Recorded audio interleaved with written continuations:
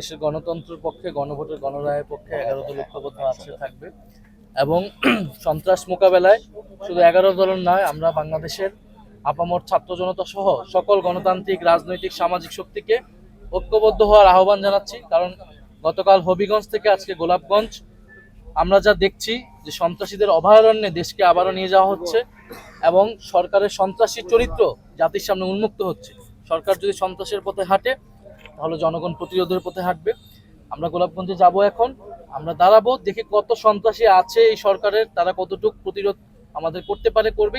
কিন্তু আমরা গণভোটের গণরায়, সংস্কার বিচারের পক্ষে, জনগণের অধিকারের পক্ষে আমাদের কর্মসূচি অব্যাহত থাকবে। বা আমরা আমাদের নিরাপত্তার প্রতিটি ক্ষেত্রে আমরা স্থানীয় প্রশাসন, আমরা আইজিপি সবাইকেও অবহিত করেই সব জায়গায় যাচ্ছি। গতকালকে যখন হবিগঞ্জে এই ধরনের ঘটনা ঘটছিল তখন আমরা জানিয়েছি। আজকে গোলাপগঞ্জে কিন্তু তারা বলেছিল কোনো কিছু হবে না, সম্পূর্ণ নিরাপত্তা থাকবে, সেখানেও গাড়িতে হামলা হয়েছে। তাহলে সরকার সংস্কার চাচ্ছে না, সরকার কোনো ধরনের গণতান্ত্রিক পরিবর্তন করতে দিবে না এবং কোনো রাজনৈতিক শক্তি নতুন করে উত্থান ঘটুক সেটাও চাচ্ছে না। একইভাবে পুরনো কায়দা বিরোধী দলকে আক্রমণ করা হচ্ছে, হামলা করা হচ্ছে। খালেদা জিয়ার গাড়ি বহরে যেভাবে সন্ত্রাসীরা হামলা করেছিল, একই কায়দায় কিন্তু তারা এখন আমাদের গাড়ি বহরে হামলা করছে। তো এর জবাব ইনশাল্লাহ বাংলাদেশের জনগণ।